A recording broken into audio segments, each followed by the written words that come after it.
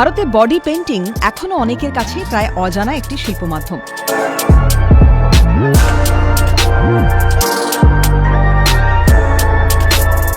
ক্যানভাসের পরিবর্তে মানবদেহকে শিল্পের মাধ্যম করে রং, আলো ও ভাবনার সমন্বয়ে যে শিল্প ভাষা তৈরি হয়, সেই ধারাকেই দীর্ঘদিন ধরে নিষ্ঠা ও গবেষণার সঙ্গে চর্চা করে চলেছেন বডি পেইন্টার শৈলেশ চট্টোপাধ্যায়।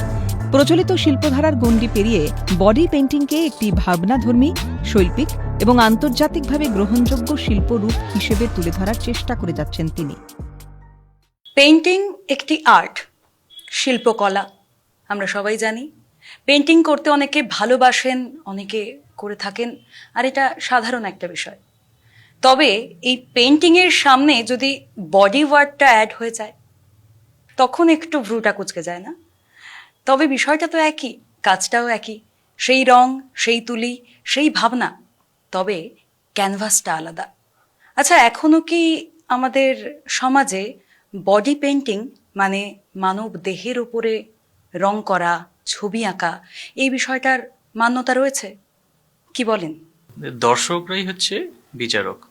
তো দর্শক যেদিকে যদি সেটাকে মনে করে যে এটা একটা শিল্পের অংশ হতে পারে, যেমন আপনি ধরুন ফটোগ্রাফিকেও অনেক পরে মান্যতা দেওয়া হয়েছে যে ফটোগ্রাফি যে একটা শিল্পের মাধ্যম হতে পারে, তো সেটাকে কিন্তু রিয়েলাইজেশনটা অনেক পরে এসেছে। তো তেমনভাবে হয়তো বডি পেইন্টিং এর যে পোটেনশিয়াল, তার যে কাজ করার জায়গাটা আছে, সেটা সেভাবে এক্সপ্লোর হয়নি। তো হয়তো সেই জায়গাটা এখনো রয়ে গেছে, যে এটা প্রথম শ্রেণীর আর্ট হিসাবে দেখা, সেটা এখনো পথ চলা বাকি আছে। আমি যতটা জানি যে যেভাবে আমাদের বাইরের দেশ বলি, ইউরোপিয়ান কান্ট্রি বলি বা কিংবা অন্যান্য দেশ, তারা যতটা অ্যাক্টিভভাবে পার্টিসিপেট করে, ততটা এশিয়ান কান্ট্রি কি করে, বা আমাদের এশিয়াতে কতজন আছেন যারা এভাবে প্রফেশনালি বডি পেইন্টার? এই ভারতীয় উপমহাদেশ বলুন বা এশিয়ান কান্ট্রিগুলো বলুন, সারা পৃথিবীতে যে ধরুন ইউরোপের যে সংস্কৃতি, তার সাথে তো একটু আলাদা। কিন্তু মজার ব্যাপার হচ্ছে, মানে আমাদের এই ভারত থেকেই মানে আমাদের ভারতের ইতিহাসটা যদি আপনি জানেন, তাহলে সেটা কিন্তু এবার অন্য কথা বলছে। এবার বডি পেইন্টিং এর পার্টিসিপেশন খুবই কম, সেটা এশিয়ান কান্ট্রি বলুন, ভারত বলুন, বাংলাদেশ বলুন, আশপাশে যেসব কান্ট্রি আছে, এবং খুব হাতে গোনা কয়েকজনই আছে। তো তার মধ্যে বলতে পারেন আমি চেষ্টা করছি ভারতকে রিপ্রেজেন্ট করার। এই শিল্পযাত্রায় 2026 সাল শৈলেশ চট্টোপাধ্যায়ের জীবনে এক উল্লেখযোগ্য মাইল ফলক। তিনি একমাত্র ভারতীয় শিল্পী হিসেবে অংশগ্রহণের সুযোগ পেয়েছেন জিব্রাল্টার বডি আর্ট ফেস্টিভ্যালে। বডি আর্ট জগতের অন্যতম ঐতিহ্যবাহী এই আন্তর্জাতিক উৎসবটি 13 থেকে 15 মার্চ জিব্রাল্টারের গুস্তাভো বাকেরিসাস গ্যালারিতে অনুষ্ঠিত হবে। আগে একটা দুটো বেসিক্যালি জিব্রাল্টার কম্পিটিশন অলরেডি হয়ে গেছে। একটা হচ্ছিল মানে থিমটা কি হবে, এবছর জিব্রাল্টার যে অ্যানুয়াল ফেস্টিভ্যাল হবে, সেখানে আমি মাল্টিপল এন্ট্রি আমার হয়। এবং আপনাদের বলে রাখি যে আমার কাজ, আমার পোর্টফোলিও জিব্রাল্টার অফিসিয়াল ওয়েবসাইটে একমাত্র ভারতীয় শিল্পী হিসেবে রয়েছে, যেখানে আমার সমস্ত কাজ রয়েছে। তো এটা আমার কাছে একটা আনন্দের ব্যাপার।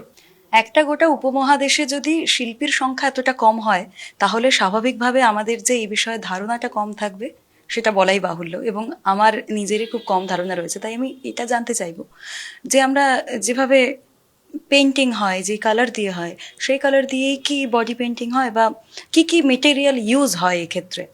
এটাতে আমাদের খুব ধ্যান রাখতে হয় যে নন টক্সিক কালার ইউজ করতে হবে, এবং এই কালারটা ভারতবর্ষে তৈরি হয় না। শুধু ইভেন এটার জন্য ব্রাশ আছে, বডি পেইন্টিং করার জন্য আলাদা ব্রাশ হয়। আমরা যেসব অ্যাক্রিলিক বা অয়েল, সেটা আমরা স্কিনে লাগাতে পারি না। তো এই নন টক্সিক কালার বলুন, সবকিছু আমাকে বিদেশ থেকে ইম্পোর্ট করতে হয়। তো অস্ট্রেলিয়া আছে, অস্ট্রেলিয়া থেকে আমি পাই, তো সেখান থেকে আনি। খুব কস্টলি, মানে ইম্পোর্ট কাস্টম ডিউটি লাগে, সবকিছুই মানে বেশি হয়ে যায়। তো এই চ্যালেঞ্জটা কিন্তু খুব চ্যালেঞ্জ এই জন্যে যে দেখুন ব্যাপারটা হচ্ছে সারা পৃথিবীকে আমি রিপ্রেজেন্ট করছি, কিন্তু যদি পর্যাপ্ত মেটেরিয়াল না থাকে, এটা খুব চ্যালেঞ্জ হয়ে যায় যে সব রকম মেটেরিয়াল নেই এদিকে, আমাকে কিন্তু গ্লোবাল স্টেজে পারফর্ম করতে হচ্ছে।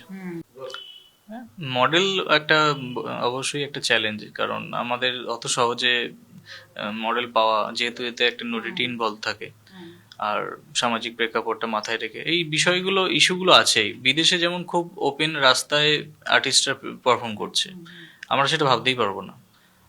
তো এইটা একটা বড় চ্যালেঞ্জ। আমি চাইলে আমি শুরুর দিকে যে কাজগুলো করতাম ইলিউশন ধর্মী, যেখানে একটা বিভ্রম সৃষ্টি করার চেষ্টা করতাম, এটাকে ক্রোমোফ্ল্যাশ বলে, তো ওই জিনিসটা কিন্তু আমি ভারতবর্ষে করতে চাইলেও পারবো না।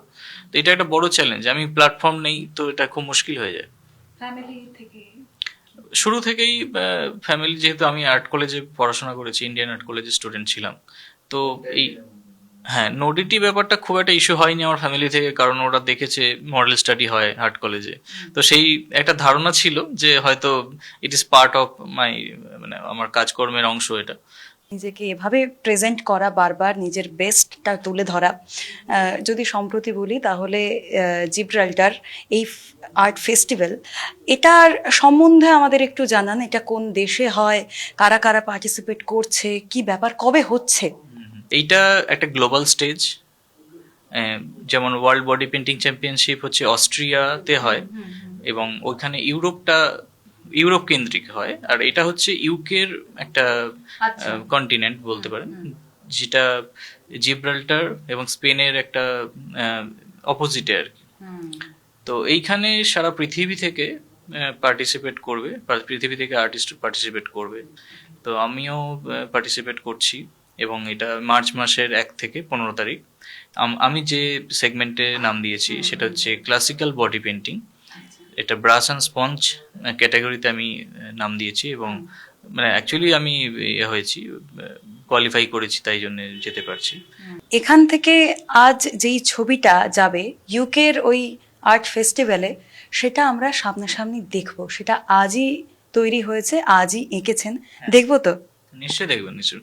আমি তো করছিলামই, তো দেখলেন যে কিভাবে আমরা ভারতের সংস্কৃতি, যে কথাকলি এত প্রাচীন একটা নৃত্যশৈলী, সেটা কিভাবে একটা বডি ফর্মে, মানে জীবন চক্রের মধ্যে আমি সেটাকে আনলাম, এবং সেটাই কালার্স অফ লাইফ, সেটার যে ফিলোসফি, সেটা ওখানে প্রকাশ করার চেষ্টা করেছি। উৎসবের মূল প্রতিযোগিতায় শৈলেশ চট্টোপাধ্যায় অংশ নেবেন ক্লাসিক বডি পেইন্টিং বিভাগের ব্রাশ ও স্পঞ্জ ক্যাটাগরিতে। তার প্রতিযোগিতার theme the colours of life, যেখানে মানব জীবনের বৈচিত্র্য, আবেগ, সংগ্রাম ও আশার বহুমাত্রিক রূপ রঙের ভাষায় তুলে ধরা হবে। এই আন্তর্জাতিক শিল্প উপস্থাপনায় তার সঙ্গে টিম হিসেবে থাকবেন মডেল অনুসুয়া দাস এবং ফটোগ্রাফার কিঙ্কার হুই। তাদের সম্মিলিত প্রয়াসেই শিল্পকর্মটি বিশ্ব দরবারে উপস্থাপিত হবে। আমি আজ খুব খুশি, কারণ শৈলেশ আমাকে যখন বলেছিল, দাদা তোমাকে নিয়ে আমি এই কাজটা করতে চাই জিব্রাল্টার এক্সিবিশনে, তো আমি এক কথায় রাজি হয়ে যাই। তো আজকে অনেকগুলো শ্যুট ছিল, সব ক্যান্সেল করে আমি সকাল থেকে শৈলেশের সাথেই আছি, পুরো আমার স্টুডিও সেট আপ নিয়ে ফুল ফোর্সে ওর পাশে আছি। আরও ভালো লাগে একটা ভালো মানুষের সঙ্গে কাজ করার জন্য, কাজ করতে, আর অনেক কিছু শিখতে পারি। মানে অধ্যবসায়ী যে ব্যাপারটা, আমরা তো ফটোগ্রাফার, অধ্যবসায়ী হতেই হয়, কিন্তু শৈলের সঙ্গে থেকে না আমি আরও অনুপ্রাণিত হই সব কিছুতেই। তো খুবই ভালো লাগছে। আমি আগেও চেষ্টা করেছিলাম মানে বডি পেইন্টিং এর জন্য, উনি আমাকে সুযোগ করে দিলেন, আজ জন্য ওনাকে অসংখ্য ধন্যবাদ। আমার করে আজকে কাজটা করে খুবই ভালো লাগছে। কেমন লাগছে? কারণ তোমার সাথে যারা দাঁড়িয়ে থাকবে ফেস্টিভ্যালে, তারা কিন্তু সবাই আমাদের দেশের বাইরে। হ্যাঁ, ভালো লাগছে, খুবই ভালো লাগছে। আমি তো স্বপ্নেই ভাবিনি, উনি সুযোগটা করে দিল বলে আজকে এই জায়গাটা পেলাম। এর আগেও আন্তর্জাতিক মঞ্চে ভারতের প্রতিনিধিত্ব করেছেন শৈলেশ চট্টোপাধ্যায়। 2025 সালে তিনি একমাত্র ভারতীয় হিসেবে ওয়ার্ল্ড বডি পেইন্টিং চ্যাম্পিয়নশিপে অংশগ্রহণ করেন। অস্ট্রিয়ায় আয়োজিত এই বিশ্বখ্যাত প্রতিযোগিতায় বিশ্বের সেরা বডি পেইন্টারদের সঙ্গে প্রতিযোগিতা করে তিনি 39তম স্থান অর্জন করেন। এবার তার শিল্পকলা যাচ্ছে জিব্রাল্টার বডি আর্ট ফেস্টিভ্যালে। 1 থেকে 15 তারিখ যেই যুদ্ধটা হচ্ছে আন্তর্জাতিক স্তরে, বলতে পারি শিল্পের যুদ্ধ, এখানে আপনি যেহেতু একমাত্র মুখ, অনেক অনেক শুভেচ্ছা, অনেক শুভকামনা। এবং অবশ্যই আমিও এটুকুই বলবো যে যেই ধারণাটা আমাদের মধ্যে নেই, যেই জিনিসগুলো আমরা অনেকে জানি না কিংবা ইচ্ছে করে জানতে চাই না, চোখ কান বন্ধ করে রাখি, এটা তো করলে চলবে না। সব কিছুই নবদিগন্ত খুলছে, তাহলে শিল্পের ক্ষেত্রে কেন নয়? নতুন কিছুকে গ্রহণ তো করতেই হবে, এটুকুই বলবো। এবং অবশ্যই শৈলেশ চ্যাটার্জি এবং সমস্ত টিম যারা যাচ্ছে, তাদের জন্য অনেক অনেক অনেক শুভকামনা।